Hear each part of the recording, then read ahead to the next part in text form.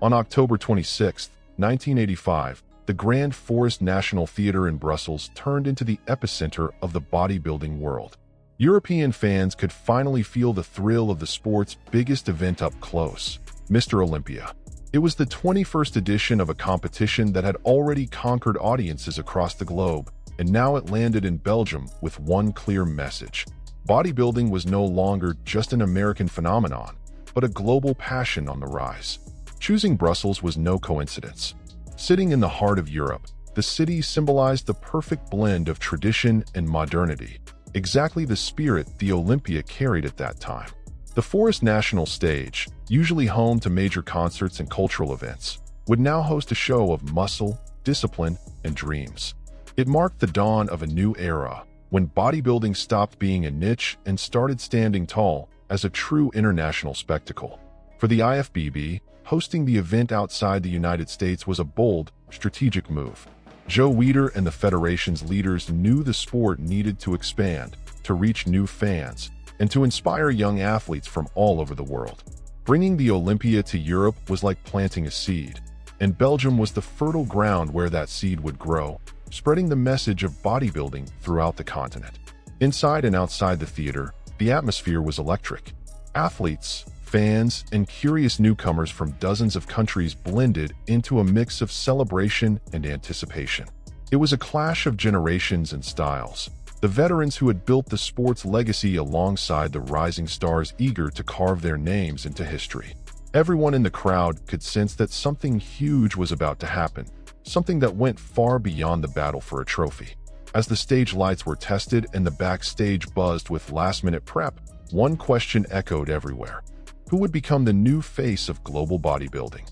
After the eras of Arnold Schwarzenegger and Frank Zane, the 1985 Olympia promised a new landscape, more competitive, more international, and far more unpredictable. And that uncertainty was exactly what made it so thrilling. When the curtains finally opened, it wasn't just the start of another contest. It was the birth of a new phase in professional bodybuilding. The sport was proving its power beyond borders, conquering the world with the same intensity that athletes used to conquer their own limits. In 1985, Mr. Olympia proved that bodybuilding had grown from a small passion into a global business. The total prize money reached an impressive $100,000, around $280,000 today, a massive leap from the $1,000 handed to the first champion back in 1966. That number wasn't just about money. It symbolized the sport's professionalization, the long overdue respect for the effort, sacrifice, and discipline of its athletes. Champion Lee Haney took home $50,000, half of the total purse, while veteran Albert Beckles earned $20,000 and rising star Rich Gaspari pocketed $10,000. Those figures confirmed the Olympia as the ultimate stage, where only the best in the world could stand, and where being the best finally meant making a living from the sport. This was the era when muscle started paying the bills, and the dream of becoming a pro actually made sense. The financial boom also caught the eye of the international media. Magazines, newspapers, and European TV shows covered the event with excitement, reshaping the image of the bodybuilder from gym-obsessed oddball to elite athlete. The Olympia was no longer just a competition. It was a full-on spectacle, with sponsors, marketing strategies, and an ever-growing fan base. The sport was maturing, and you could feel it in every detail of the production.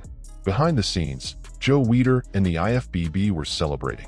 The gamble of taking the event to Europe had paid off, and the generous prize money proved that bodybuilding could be a sustainable business.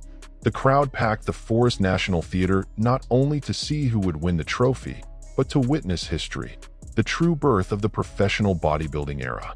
The athletes could feel that weight. Preparing for the Olympia was no longer just about perfecting aesthetics. It was about surviving in the pro circuit. Every pose, every detail, every ounce of muscle mattered. Winning meant contracts, fame, and global recognition. Losing could mean fading away. That pressure, though, made the spectacle even more intense and unforgettable. By the end of the night, as the lights dimmed and the applause echoed through the theater, it was clear that something had changed forever. Mr. Olympia 1985 wasn't just a high-stakes competition. It was the moment bodybuilding was crowned as a true global industry, capable of blending passion, discipline, and entertainment on one stage. That year's Olympia also made history for another reason: a record number of competitors. Never before had so many athletes stood together on that legendary stage. 24 giants battling for the most coveted title in bodybuilding. The diversity of physiques and personalities turned the event into a living mosaic of styles and philosophies. Each competitor brought a story, a training method, a unique vision of the perfect body. That mix gave the 1985 Olympia its special flavor, a pure clash of generations, where experience and youth collided in spectacular fashion. Among the most talked about names was, of course, Lee Haney, the reigning champion, carrying the weight of defending his throne. On the opposite side stood Albert Beckles, the 55-year-old Caribbean veteran, proving that age meant nothing when discipline and longevity were on your side. Right behind them came Gaspari, the young American phenom who was starting to carve his place in the sport's history. Together, they represented past, present, and future, three eras sharing the same spotlight. But the show didn't stop there. Egypt's Mohamed Makawai impressed with a near-artistic symmetry, while Mike Christian, with his massive, dense build, embodied the new mass monster aesthetic that was taking over the decade. Dutch star Barry de May, nicknamed the Apollo of the Netherlands, captivated the crowd with his classic lines and European charisma. It was living proof that bodybuilding had become truly international. And then there were the legends. Tom Platz, whose legs were practically mythological, electrified the audience with unmatched energy and intensity. Perhaps most symbolic of all, Sergio Oliva, the myth himself, made his long-awaited return to the Olympia stage decades after his prime. Seeing Oliva compete again felt like watching living history, a reminder of how far the sport had come since the 1960s. Having these icons share the same stage created a unique atmosphere, a mix of rivalry and mutual respect. The audience couldn't predict who would rise to the top. Every entrance drew cheers. Every pose sparked debate. Olympia 1985 became a show not only of muscles, but of stories, each athlete carrying the weight of the past and the hunger to shape the future. When all 24 competitors lined up under Brussels' bright lights, it was obvious the sport had reached a new level. When Lee Haney finally took the stage, the crowd instantly knew they were witnessing something special. At just 26 years old, the American showcased a rare combination of strength, aesthetics, and absolute control, a balance few could achieve. He didn't just compete, he commanded the stage with calm dominance. Every pose hit with surgical precision. Every transition flowed like choreography. In that moment, it was clear, Haney wasn't just defending a title, he was launching an era. His physique was a spectacle in itself. Weighing around 260 pounds, 118 kilograms, in the off-season and about 230 pounds, 104 kilograms, on stage, Haney struck the perfect balance between size and definition. His wide shoulders, narrow waist, and sweeping V-taper paid homage to the golden era, but with modern density and mass. It was as if he'd fused the refinement of Frank Zane with the power of Arnold Schwarzenegger, the best of both worlds in one frame. What truly set him apart was his composure and grace. Haney didn't rely on wild gestures or exaggerated expressions. His power came from serenity. While others seemed to battle their own bodies, he moved in total harmony with his. His posing routine unfolded like a carefully scored symphony, each movement mesmerizing the audience, every twist revealing cuts and proportions that seemed sculpted by hand. The European audience, long accustomed to the more classical style of bodybuilding, was captivated. Haney represented the new ideal, muscular yet aesthetic, powerful yet polished. One journalist described his presentation as a concert of muscles, where each body part played its own note in a symphony of perfection. That night in Brussels, Haney didn't just win, he redefined what it meant to be the best in the world. Even backstage, his rivals couldn't deny it. Albert Beckles, the ageless warrior, and Gaspari, the hungry newcomer, both knew they were witnessing the birth of a legend. Haney had raised the bar so high that it would take years for others to catch up. It was the beginning of a dynasty, and no one yet imagined that the charismatic young champion would go on to claim 6 more consecutive titles, eventually tying the record later set by Ronnie Coleman. When Lee Haney's name was announced as the two-time Mr. Olympia champion, the Forest National Theater erupted in applause. Everyone in the audience knew this wasn't just another win. It was history being made. Haney had become the new face of global bodybuilding, and his reign had officially begun. His now iconic phrase, "train to stimulate, not annihilate," would soon echo across generations, capturing not only his physique, but his entire philosophy. Grow smart, lead with calm, and inspire with purpose. The 1985 Olympia showdown became a battle of eras, styles, and generations. Haney, young, charismatic, and in full rise, faced the legendary Albert Beckles, a 55-year-old veteran defying time itself. Haney embodied the future, the new school of massive, perfectly balanced physiques, while Beckles represented the old guard, with his classic lines, experience, and muscular maturity that even the judges couldn't ignore. Their clash turned into an epic story, the kind of rivalry that makes crowds stand on their feet. Beckles refused to play the background role. His dry, detailed, unbelievably dense physique made people question how someone his age could still look that sharp. Every pose drew applause and disbelief. To many, he proved that bodybuilding wasn't about age, it was about willpower. Even competing against athletes decades younger, Beckles earned deep respect, becoming a living symbol of longevity and grit. Meanwhile, 21-year-old newcomer Rich Gaspari stole part of the spotlight. His conditioning was unreal for someone that young. Razor-sharp cuts, dry muscle, and commanding stage control. It was the beginning of a brilliant career that would soon make him a consistent runner-up for years. Gaspari represented the new generation, technical, driven, and hungry to be seen. Other stars also shone brightly that night. Egypt's Mohamed Makawai brought back the artistic, symmetrical look that defined the 1970s, while Mike Christian impressed with his massive frame and movie star charisma.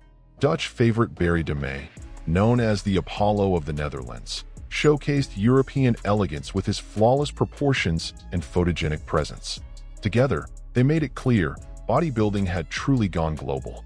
And then came the night's most emotional moment, the return of the legendary Sergio Oliva, the myth.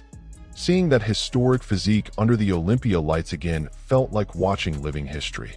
Though past his prime, Oliva was welcomed with heartfelt applause, a standing tribute to one of the greatest men ever to grace that stage. His presence bridged the sport's golden past with its bright new future. With so many legends sharing one stage, Olympia 1985 became unforgettable. It wasn't just about who won.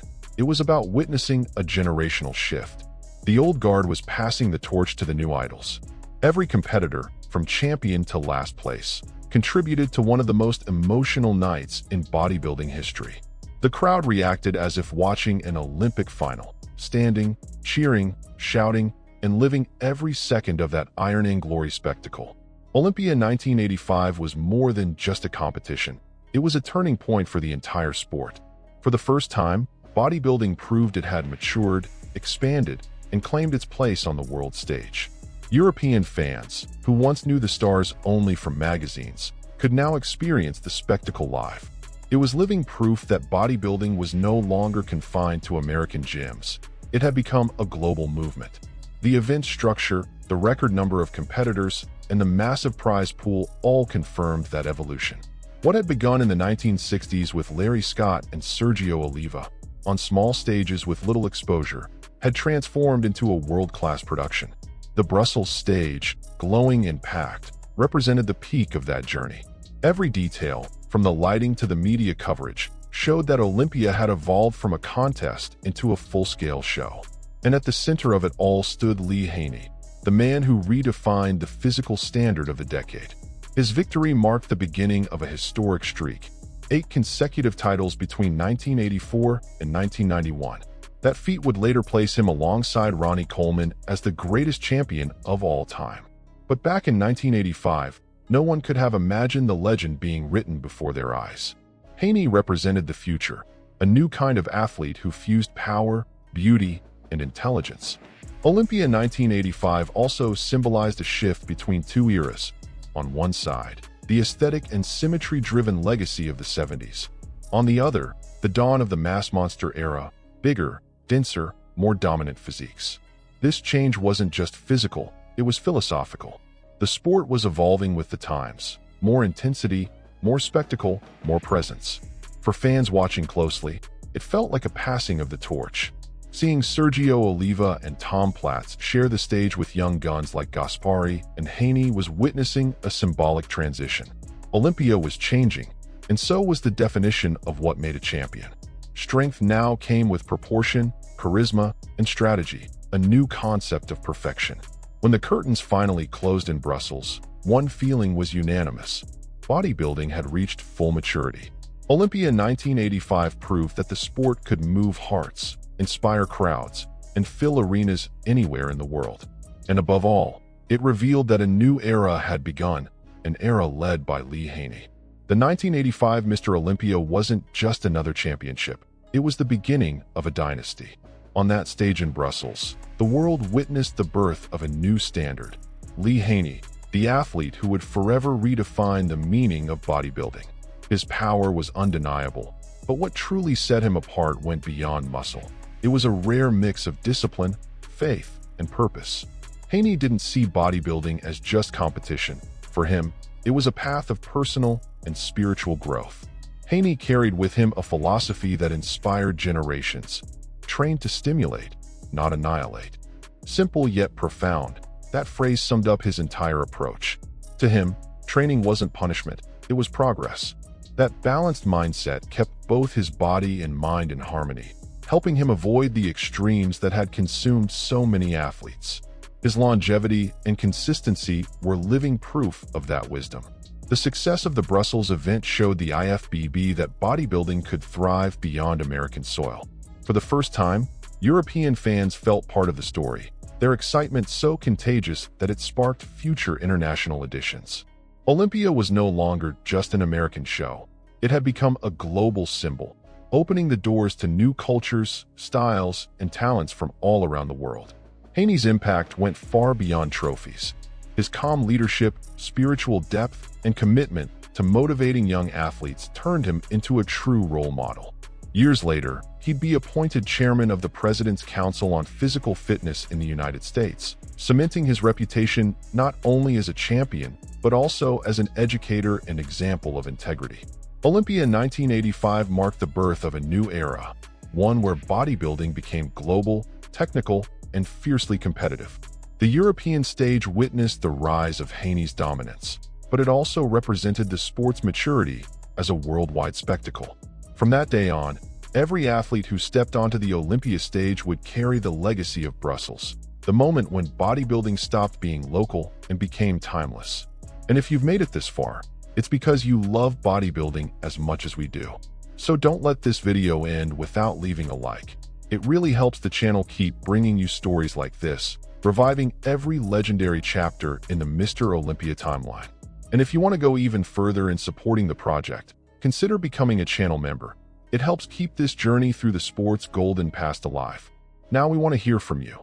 Which moment from the 1985 Olympia hit you the hardest? Haney's elegance? Beckles' strength? Or the nostalgia of seeing Sergio Oliva back on stage?